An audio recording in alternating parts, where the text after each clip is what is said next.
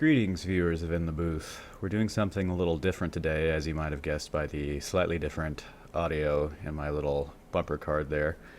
Didn't really have any questions from the last In the Booth except for where the hell is Rex, and the answer to that was everywhere. If you have any more questions for me after this episode, though, feel free to leave them in the comments, because I will be around to answer them this time. But today I decided to do a tutorial that people have been asking me for a really long time, and I only recently figured out how to do properly, or at least somewhat properly, and that's how to sound like Thresh. So, for starters, the voice is pretty low and raspy. Think Evil Bastard whenever you record it. I tend to go for something a little like this. So let's do one of Thresh's lines here as a reference. Me. Mad. Quite likely. Now, I'm going to do my noise removal to the track first before anything else here. And in case you guys can't read up there, the program's Audacity. I probably should have mentioned that sooner, but you guys will figure it out. It'll be fine.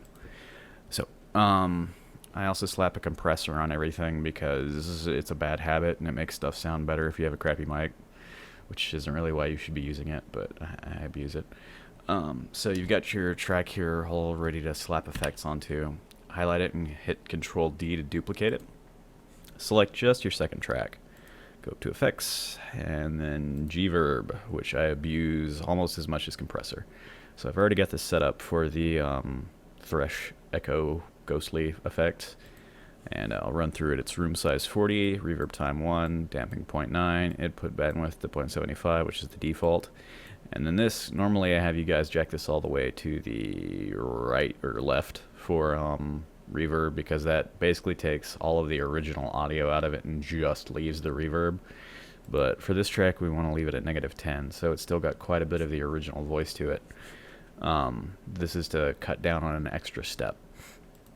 Early reflection level, we do want that all the way off though, we don't want any of that. And then the tail level, we want -15, that's going to be most of the effect right there. So apply that, and then bad habits again, slap the compressor on there. Before you do anything else with it though, go to change pitch, drop it by about 15%, apply that. Lower the gain on both tracks to about -8. If it looks like that, you might not need to go quite so low if you didn't slap compressors all over it like I do. Tracks, mix and render, you'll have this. You're not quite done yet though. Duplicate that. And this is a trick you've seen me do before. We're going to select that track, the second one only, go to effects and then reverse. And then slap that G-Verb filter on there again. And then reverse it back to normal. Now, you'll notice I already have a little space here. You're going to need at least a second or somewhere around this much of emptiness. So there's room for the preverb effect, I like to call it, to do its thing. That's the ghostly build up to him speaking you can hear if you listen to his actual voice. So after you've got that, tracks, mix and render again, you should have that. If it clips, lower the gain before you do it. And then just for bad measure, slap one more compressor on it. It should come out sounding like this. Me. Mad. Quite likely. So that's about as close as I'm ever going to get to duplicating Thresh, and I hope it helps you guys out. If it's still a little bit too high afterwards, like if your voice isn't quite deep enough, you can slap some more pitch correction on it, like maybe 5%. Me. Mad. Quite likely. Which for me takes a little bit too low, but it might work better for you guys. Even if you're not using it for Thresh, it's a pretty good generic effect for a spooky ghosty voice. It's actually not too far off from the Nocturne tutorial I did, but not quite.